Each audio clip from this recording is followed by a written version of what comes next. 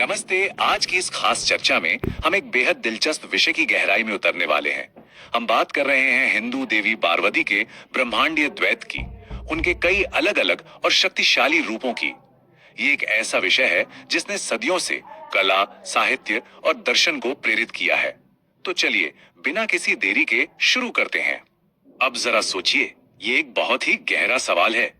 ब्रह्मांड की सबसे बड़ी, सबसे दयालु और पालन पोषण करने वाली माँ एकदम से सबसे भयानक और न रुकने वाली विनाशक कैसे हो सकती है ना अजीब बात। दरअसल पार्वती का ये विरोधाभास सिर्फ कोई पुरानी पौराणिक कहानी नहीं है, बल्कि ये उस परफेक्ट बैलेंस को दिखाता है जिस पर हमारा पूरा ब्रह्मांड टिका हुआ है। सच कहूं तो उनके इस दोहरे रूप को समझना एक तरह से जीवन और अस्तित्व के सबसे गहरे रहस्यों को सुलझाने जैसा है। तो चलिए सबसे पहले उनके इस पहले रूप की बात करते हैं, पोषण की देवी। यहाँ पर एक बहुत ही दिलचस्प वैचारिक टकराव देखने को मिलता है। देखिए, हुआ क्या था। एक बार भगवान शिव ने इस पूरी भौतिक दुनिया को, जिसमें हमारा खाना पीना और सारी सांसारिक जरूरतें शामिल हैं, महज माया कह दिया था, यानी सिर्फ एक भ्रम। शिव, जो कि बिल्कुल शुद्ध चेतना और पूर्ण वैराग्य के प्रतीक हैं, उनके हिसाब से ये सब नश्वर था, इसका कोई खास मतलब नहीं था। लेकिन पार्वती जी, जो खुद इस पूरे ब्रह्मांड की जीवनदायिनी शक्ति हैं, उन्हें यह बात बिल्कुल ठीक नहीं लगी। और जानते हैं उन्होंने क्या किया? उन्होंने एक बहुत ही कड़ा कदम उठाया।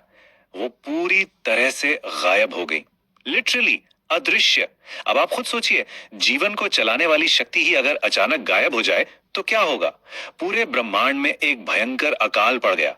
क्या इंसान, क्या देवता, हर कोई भूख से तड़पने लगा।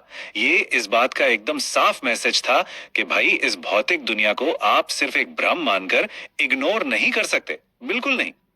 और फिर जब हर तरफ हाहाकार मच गया, तब करुणा से भरी देवी पार्वती वापस आईं। वो वाराणसी यानी काशी में अन्नपूर्णा के रूप में प्रकट हुईं। उनके एक हाथ में अन्न का बर्तन था और दूसरे में करछुल। उन्होंने बिना किसी भेदभाव के हर भूखे को खाना खिलाया। और यहाँ सबसे ज्यादा चौंकाने वाली बात क्या थी पता है? स्वयं भगवान शिव। जी हाँ, वही शिव जिन्होंने कभी भोजन को माया कहा था, उन्हें भी एक भिक्षुक के रूप में आकर देवी से भोजन मांगना पड़ा। यह पूरा वाकया हमें बहुत ही खूबसूरती से दिखाता है कि चेतना और भौतिक ऊर्जा दोनों एक दूसरे पर कितने ज्यादा निर्भर हैं। अब कहानी में एक बड़ा ट्विस्ट आता है। चलिए बढ़ते हैं उनके उग्र योद्धा रूपों की तरफ। अभी तक हमने उनके जिस दयालु रूप की बात की, ये रूप उसके बिल्कुल उलट है। जब दुनिया पर बुराई का साया मंडराता है ना, तब देवी एक प्रचंड, एकदम उग्र रूप ले लेती है। महिषासुर जैसे खतरनाक राक्षसों का खात्मा करने के लिए शेर या बाघ पर सवार होकर दुर्गा का प्राकट्य होता है। और बात यही खत्म नहीं होती।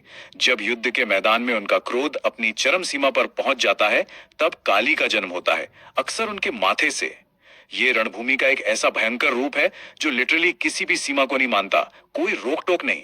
इस दौरान एक ऐसा पल आता है जो सच में रोंगटे खड़े कर देता है। काली के विनाश के इस भयानक तांडव को केवल तभी रोका जा सका जब उनका पैर गलती से भगवान शिव पर पड़ गया। ये कोई छोटी मोटी घटना नहीं है, ये असल में ब्रह्मांडीय संतुलन यानी कॉस्मिक बैलेंस की सख्त जरूरत का प्रतीक है। संपूर्ण विनाश को रोकने के लिए शुद्ध चेतना रूपी शिव को उस असीमित अनियंत्रित ऊर्जा के रास्ते में आना ही पड़ा। अब इन रोमांचक कहानियों से थोड़ा आगे बढ़ते हैं और शक्ति के गहरे दर्शन को समझते हैं। अगर हम इन दोनों ब्रह्मांडीय ताकतों की तुलना करें तो तस्वीर एकदम साफ हो जाती है। बाईं तरफ है शिव, जो शुद्ध चेतना और पूर्ण वैराग्य के प्रतीक हैं, और दाईं तरफ है शक्ति, जो भौतिक ऊर्जा और लगातार होने वाली गतिशील क्रिया का प्रतिनिधित्व करती हैं। यहाँ समझने वाली बात यह है कि शक्ति की इस एक्टिव ऊर्जा के बिना शिव केवल एक शुद्ध वैराग्य की अवस्था में ही रहते हैं। मतलब चेतना को कुछ भी करने के लिए ऊर्जा की नितांत आवश्यकता होती ही है। दोनों का साथ होना जरूरी है। तो कुल मिलाकर निष्कर्ष ये निकलता है कि शिव और शक्ति, ये दोनों जब एक साथ मिलते हैं, तभी इस ब्रह्मांड का ये बेहतरीन और गतिशील सामंजस्य बन पाता है। देवी पार्वती भगवान शिव की सिर्फ एक साथी या जीवन साथी नहीं है, बल्कि असल में वे वह संपूर्ण शक्ति है जो शिव को पूरी तरह से पूर्णता प्रदान करती है। आइए अब देखते हैं कि सदियों से चली आ रही भक्ति की इस महान विरासत का आज क्या महत्व है। सदियों से पार्वती की इन शक्तिशाली पौराणिक कथाओं ने हमारी मानव संस्कृति और परंपराओं पर एक बहुत ही गहरी छाप छोड़ी है। चाहे वो शिव पुराण जैसे हमारे पवित्र ग्रंथ हो या बड़े बड़े महाकाव्य, हर जगह उनका विस्तार से वर्णन मिलता है। आज भी हम नवरात्रि, तीज और गौरी हब्बा जैसे प्रमुख त्योहार कितने असीम उत्साह के साथ मनाते हैं ना। इतना ही नहीं, सदियों से अनगिनत शास्त्रीय नृत्य, साहित्य और कलाकृतियां सीधे तौर पर उनके जीवन से ही तो प्रेरित हैं। ये कोई छोटा मोटा नहीं, बल्कि एक अत्यंत व्यापक सांस्कृतिक प्रभाव है।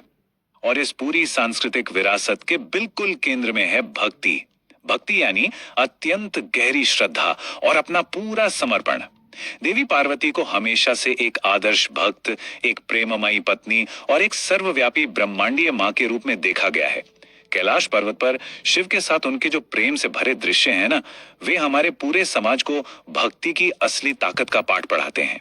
तो अगर हम पार्वती की इन तमाम पौराणिक कथाओं का सार निकालें तो हम तीन मुख्य बातें सीखते हैं। पहली, गहरी भक्ति और समर्पण का अभ्यास। दूसरी, हमारी दुनिया और ब्रह्मांडीय ऊर्जाओं के बीच का एक बेहद जरूरी संतुलन। और तीसरी, नारी शक्ति की वो ताकत जिसे कोई झुठला नहीं सकता। यहाँ सबसे अहम टेक अवे यानी सबसे जरूरी सीख ये है कि इस दुनिया को सही ढंग से चलाने के लिए सौम्य पालन पोषण और उग्र सुरक्षा, इन दोनों ही रूपों की जरूरत है।